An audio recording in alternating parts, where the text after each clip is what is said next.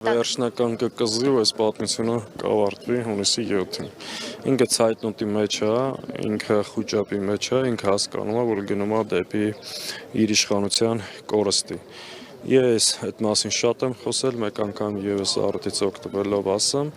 մենք հասկանում ենք, որ ինքը նոր ապօրինություններ եւ սրիկայություններ է ծրագրում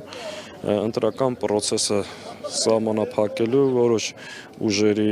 նկատմամբ շատ կոնկրետ քայլեր գործողություններ անելու եւ ես այդտեղ կարծում եմ ու գալիս եմ վերադառնում եմ իմ այն առաջարկին, որ այդտեղ ընդդիմությունը միասնական ճակատով համարժեք հակազդեցություն եւ համարժեք ապտակ պետք է հասցնի։